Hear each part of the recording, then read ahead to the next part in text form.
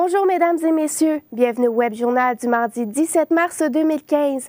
Mon collègue Antoine Saint-Pierre a fait le tour des différents journaux pour nous présenter la revue de presse. Bonjour Antoine. Bonjour Anne-Sophie. Donc dans le quotidien, on apprend qu'il y a un nouveau projet pilote pour faire bouger les jeunes garçons à Alma. Exactement, c'est la journaliste Laura Lévesque qui en a fait mention. C'est le directeur adjoint des écoles primaires Saint-Pierre à Alma et Saint-Antoine à Saint-Gédéon qui est l'instigateur de ce nouveau projet pilote.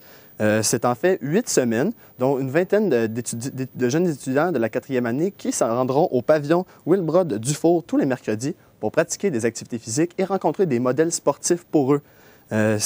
Dufour fait ça en fait pour combler le manque de présence masculine dans les établissements d'enseignement au Québec. En 2010, seulement 12 % des enseignants au primaire étaient des hommes. Et si on enlève les matières de l'éducation physique et de l'anglais, cette statistique descend à seulement 8 %. Donc, il y a beaucoup trop de modèles féminins qui ne conviennent pas nécessairement aux besoins des jeunes garçons, selon lui. Et il fait ça pour ceux qui seraient oubliés ou négligés. Puis dans le Journal de Québec, maintenant, la femme du maire Jean Tremblay a livré un témoignage émotionnel. Exactement. En fait, c'était pour répondre à ce que le ministre Sylvain Gaudreault avait dit au sujet de son mari. C'est le journaliste Jean Tremblay qui a fait l'état d'âme de la femme du maire. C'est la première fois pour elle, en 17 ans, qu'elle sent l'obligation de s'exprimer dans les médias sur des attaques envers son mari. Ces attaques-là, en fait, c'est une comparaison. M. Gaudreault comparait Jean Tremblay à l'ex-maire de Toronto, Rob Ford. Donc, il insinuait que ce dernier avait des troubles de comportement, prenait de l'alcool, de la drogue, ce qui, pour Mme Blackburn, attaquait sa vie familiale et sa vie de couple. Gaudreault, en fait, avait dit ça en réponse à ce que Tremblay lui avait dit auparavant, comme quoi il était un zéro en tant que ministre, mais seulement un bon député d'opposition. Elle affirme que cette comparaison a dépassé les bornes et que ça a choqué sa famille. Elle a terminé en invitant tout simplement M. Gaudreault à se concentrer sur son travail et ne pas insinuer de fausses rumeurs. Ensuite, dans Le Devoir, on peut lire que le premier ministre Stephen Harper est favorable à l'autodéfense par les armes à feu. Exactement. C'est la journaliste Hélène Buzetti qui a fait état de cette situation. Par contre, plusieurs policiers dénoncent et mettent en garde le premier ministre quant à cette éventualité. Jeudi dernier, il était de passage au congrès annuel de l'Association des municipalités rurales de la Saskatchewan pour en faire cette annonce. Son message voulait entre autres dire que la possession d'armes à feu était importante pour le mode de vie, les loisirs, ainsi que la sécurité de plusieurs Canadiens qui n'auraient pas un accès rapide à de l'aide policière. L'Association des policiers provinciaux met en garde justement cette éventualité et l'Association des chefs policiers du Canada n'a pas voulu se prononcer sur le sujet. Puis, en terminant dans la presse, on peut y lire que les futurs enseignants se verront imposer un nouvel examen encore plus exigeant. Exactement. Comme l'a dit Tommy Chouinard dans son article, il y aura un examen plus poussé pour les enseignants et ils devront avoir de meilleurs résultats pour avoir accès aux cours d'enseignement, le baccalauréat, à l'université. Selon le ministère de l'Éducation, il pourrait y avoir un contingentement supplémentaire, avoir une quota minimale à avoir pour pouvoir accéder aux cours. Au ministère de l'Éducation, le nouveau ministre François Blais fait de ce dossier sa priorité. Merci beaucoup, Antoine. Ça fait plaisir, Anne-Sophie. Nouvelle de dernière heure, on apprend que le directeur des affaires publiques de l'UQAC, Jean Vautier, prend sa retraite. Il confirme son départ après 37 ans de service. Sa décision a été accélérée en raison de la situation entourant les pratiques administratives à l'université. Il avait annoncé son départ au recteur le 9 février dernier.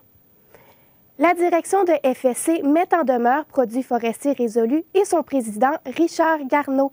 Résolu est sommé de cesser immédiatement ses activités discriminatoires contre l'organisme à la suite de plusieurs mois d'attaques publiques. La FSC demande aussi à Résolu de prendre les mesures correctives et préventives appropriées afin de se conformer aux politiques de la norme environnementale. Le Courrier du Saguenay annonce ce matin que le Saguenay-Lac-Saint-Jean poursuit sa descente en lien avec la migration interrégionale en 2013-2014. Or, la coordonnatrice régionale de migration, Marie-Noëlle Potvin, dit ne pas voir une situation dramatique. Laurie Fortin, qu'est-ce qui explique cette situation? Eh bien, chaque année, Migration évalue les gens qui migrent du Saguenay-Lac-Saint-Jean pour aller dans une autre région de la province du Québec.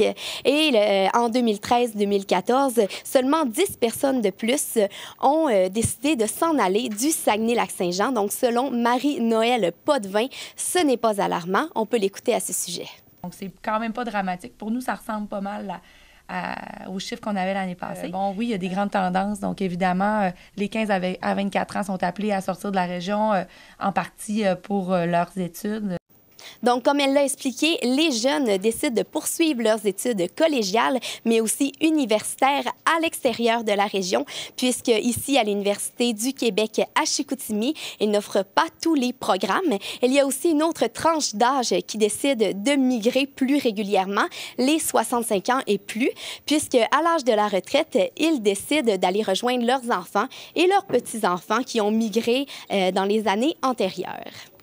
Mais depuis 10 ans, les gens ont moins tendance à quitter la région. Oui, heureusement, ils ont un plus gros sentiment d'appartenance. Et Migration a un nouveau défi pour cette année, celui d'attirer de plus en plus de jeunes. On peut encore écouter Mme Potvin.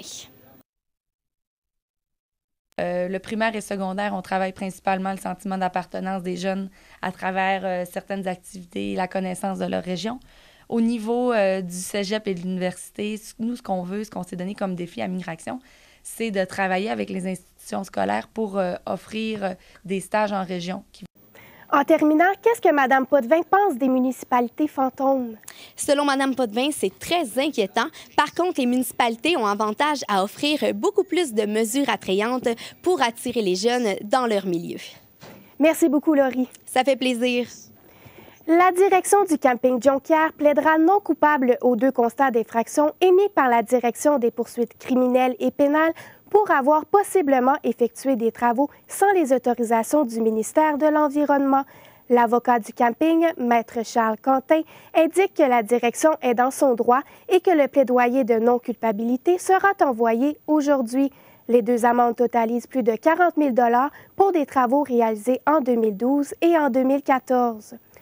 Le spectacle Vivez l'expérience gospel, présenté en décembre dernier à l'église Saint-Dominique, revient une seconde fois dimanche prochain. L'ensemble gospel est formé de 40 chanteurs de la région. Ma collègue Laurence Richard a reçu sur le plateau ce matin une des conceptrices de ce projet et membre du chœur dans le spectacle, Marie-Ève Tremblay. Bonjour, Mme Tremblay. Bonjour. Tout d'abord, pourquoi avoir décidé de présenter une 2e fois le spectacle gospel? En fait, c'est à la demande des choristes, à la demande aussi du public. Lorsqu'on l'a fait au mois de décembre, c'était supposé d'être vraiment juste seulement pour un événement qu'on avait regroupé tous ces chanteurs-là. Puis finalement, on a tellement aimé l'expérience, autant l'expérience au niveau des choristes que les gens dans la salle, la réception du public, on a comme eu des demandes, puis on s'est dit, bien, pourquoi on le referait pas encore une fois? Question de peut-être donner à une autre cause et... vraiment un petit peu égoïstement pour nous aussi en tant que chœur de revivre l'expérience. Donc, on est venu à monter ce spectacle-là. Et pourquoi y a-t-il eu une aussi longue période entre les 2 représentations? Bien, pour, en fait, au niveau de la coordination, on est quand même presque 50 chanteurs venus de tous les coins de la province. Donc, pour nous, c'est un petit peu plus compliqué d'organiser les pratiques et tout ça. C'est quand même des chanteurs professionnels, semi-professionnels qui ont des carrières aussi. Donc, trouver une date qui concorde avec tout le monde, c'est quand même beaucoup de coordination. Et bon, temps de monter un spectacle aussi, là on s'autoproduit en fait avec les productions Triode, les 4 concepteurs et les productions Triode. Donc, c'est beaucoup d'organisation. On ne voulait pas faire ça trop vite non plus. On voulait prendre le temps de monter les choses et monter un nouveau concept parce que c'est un concept un peu différent de celui qu'on a présenté à Noël aussi. Et qu'est-ce qu'il va y avoir comme différence? En fait, le spectacle qu'on a présenté à Noël, il y avait des chansons de Noël, évidemment, en première partie avec des solos qui étaient présentés avec les musiciens. Et la deuxième partie du concert était gospel. Mais cette fois-là, c'est vraiment un spectacle gospel de A à Z, comme on dit. Donc, il a fallu revisiter le pacing des chansons, ajouter des chansons gospel aussi pour qu'on ait un spectacle complet. Et vous avez choisi de verser la moitié des profits à l'organisation Enfants Soleil. Oui, pour quelle raison? Enfants Soleil. C'est une cause qui nous interpelle. La plupart des choristes aussi ont des enfants. Quand on parle des enfants, étant moi-même une mère, des enfants malades, c'est tellement épouvantable. On ne souhaite ça à aucun parent. Donc, on s'est dit, pourquoi pas donner la moitié des profits à une cause qui nous tient vraiment à cœur. Donc, celle d'Opération Enfants Soleil nous a vraiment interpellés. Et à quoi on peut s'attendre comme spectacle? Écoutez, on a appelé ça l'expérience. Vivez l'expérience gospel, c'est pas pour rien. Parce que même au niveau du cœur, lorsqu'on a commencé à projeter cette histoire de faire du gospel en région, les gens ne savaient pas vraiment à quoi s'attendre non plus. On les a comme embarqués dans notre idée de fou. Puis la première chose qui leur venait à l'esprit de nous dire après les pratiques, c'est vraiment une expérience, le gospel. C'est pas une musique qu'on va écouter tous les jours. C'est quelque chose qu'on voit beaucoup dans les films, mais c'est pas une musique qu'on est interpellé au départ. Puis là, les gens nous disaient, on en écoute de plus en plus. Ça vient vraiment nous chercher. C'est vraiment l'expérience spirituelle. Et quand je dis spirituelle, ce n'est pas, je ne veux pas parler de religion en tant que telle. C'est quelque chose qui nous amène vraiment à l'intérieur de nous. Et c'est une expérience musicale extraordinaire et humaine aussi. Donc, les gens dans le public ne peuvent pas faire autrement qu'embarquer dans le beat. Puis c'est de la musique entraînante, c'est de la musique joyeuse, c'est de la musique qui nous met un sourire aux lèvres. Tu peux pas partir d'un spectacle gospel et partir avec débiné ou nostalgique. Tu pars avec vraiment de la bonne humeur, beaucoup, beaucoup d'énergie. Donc, je pense que c'est l'expérience gospel. C'est difficile d'expliquer. Il faut que tu le vives pour le comprendre. C'est pour ça qu'on dit, venez, il faut que vous veniez voir, vivre l'expérience avec nous. Et d'où est venue cette idée de faire un spectacle gospel?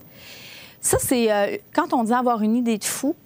Moi, il y a quelques années, j'ai vécu en Alabama et j'ai été dans un chœur, dans une toute petite chapelle, vraiment à Montgomery, en Alabama, donc vraiment dans le centre du gospel. Puis, j'ai eu une idée avec mon ami Patrice de dire pourquoi on réunit pas tous les chanteurs qu'on connaît. Je veux dire, on a l'habitude de chanter un petit peu partout toujours, mais tout le monde ensemble, ça arrive pas souvent. J'ai dit la meilleure musique pour rassembler, j'ai dit c'est du gospel. Fait qu'on est parti avec cette idée-là, puis Marie-Noël, Cynthia nous a partagé l'idée de faire le spectacle à Noël, pas comme les autres, au niveau de s'occuper de la direction musicale. Puis je dis, bien, tiens, on va incorporer le gospel à travers ce spectacle-là, puis ça va nous faire une bonne opportunité. Puis on a fait appel à 125 chanteurs, je pense, puis on a eu 50 réponses positives. Donc, c'est de là qu'est parti l'embryon. Puis là, bien, je pense que ça fait des petits l'idée fait boule de neige parce que là, il y a de plus en plus de chanteurs qui veulent embarquer dans le projet. Puis, on est tous très, très animés. On est tous bénévoles dans ce spectacle-là. Mais c'est vraiment pour le plaisir de chanter tout le monde ensemble. Et pour terminer, les étudiants d'ATM en production font la captation du spectacle gospel. Qu'est-ce que ça peut apporter de plus aux spectateurs? Bien, en fait, je pense que ça va amener vraiment de la vie. Il va y avoir des choses qui vont bouger tout le long. Je pense que ça va animer les gens aussi à embarquer vraiment dans l'expérience. Puis on le dit, quand vous venez, si vous voulez être debout, claquer des mains, chanter la même chose au niveau des choristes aussi, il n'y a aucune restriction. Vous venez chanter votre vie, vous venez avoir du plaisir tout le monde ensemble. Puis au niveau du public, c'est la même chose. Donc je pense qu'au niveau de la captation télé, ça va amener beaucoup d'énergie. Puis l'équipe d'ATM est tellement, même embarquée dans le projet, on est vraiment privilégiés d'avoir une belle équipe comme ça avec nous. Et pour terminer, pouvez-vous nous rappeler la date et l'heure du spectacle? 22 mars, dimanche le 22 mars, 15h à l'église Saint-Dominique de Jonquière. 20 $ le billet. Il y aura probablement des billets à la porte. Donc, venez vivre l'expérience avec nous. Je vous jure que vous ne serez pas déçus. Merci beaucoup, Mme Tremblay. Merci. Je m'entretenais avec une des conceptrices et membres du chœur Vivez l'expérience gospel, Marie-Ève Tremblay. À vous, Anne-Sophie. Ravi Coltrane sera des spectacles d'ouverture de la 20e édition du Festival Jazz et Blues de Saguenay le 14 avril prochain. Le saxophoniste jouera sur la scène de l'hôtel Chicoutimi. Luc Turgeon, les responsables du festival sont fiers de leur programmation. Oui, Anne-Sophie, ils ont raison d'en être fiers puisque depuis ses débuts, le festival n'a jamais reçu autant d'artistes récompensés lors de galas. On compte, comme vous l'avez dit tout à l'heure, sur la présence du saxophoniste Ravi Coltrane. Les organisateurs se réjouissent de sa présence. On écoute à ce sujet l'ambassadeur du festival, Stanley Péan. La grande surprise, la présence de Ravi Coltrane. Alors, si vous ne savez pas qui il est, c'est le fils du plus grand improvisateur de l'histoire du jazz. Et en plus, il a hérité du talent de son père. Le saxophoniste Ravi Coltrane à Saguenay, quand même, quand j'étais jeune amateur de jazz, je ne pensais pas que ça arriverait, mais voilà, c'est possible. Et Bob Walsh sera aussi en spectacle le 14 avril à Chicoutimi, lui qui a effectué sa première prestation au Festival Jazz et Blues de Saguenay en 1996. Est-ce qu'il y aura des nouveautés pour le 20e anniversaire du festival? Oui, Anne-Sophie, la plus grande nouveauté est l'ajout du Dôme Bell comme scène de spectacle. Le Dôme Bell est une scène extérieure qui sera érigée au coin des rues Bégin et Racine à Chicoutimi. Cette infrastructure pourra servir pour les prochaines éditions. Puis Florence K a offert une performance ce matin? Effectivement, la conférence a commencé avec une performance au piano et au micro de Florence K. La chanteuse a aussi profité du moment pour dire à quel point elle est passionnée par le jazz. Pour sa part, elle sera en spectacle le 16 avril prochain. Rapidement, quand est-ce qu'aura lieu le festival? Du 14 au 19 avril prochain. Merci beaucoup, Luc. Ça me fait plaisir. Au sport, le gardien de but des Saguenay de Chicoutimi, Julio Bilia, est la 3e étoile de la semaine dans la Ligue de hockey junior majeur du Québec pour une 2e semaine consécutive. Bilia a aidé son club à récolter 3 points sur une possibilité de 4 contre des meneurs du classement général.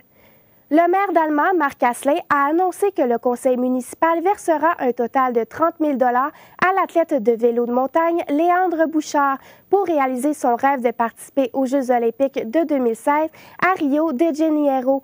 La Ville donnera 25 000 $ en argent et 5 000 $ en service à l'athlète. C'est ce qui conclut ce web journal du 17 mars. Merci d'avoir été des nôtres. Au revoir.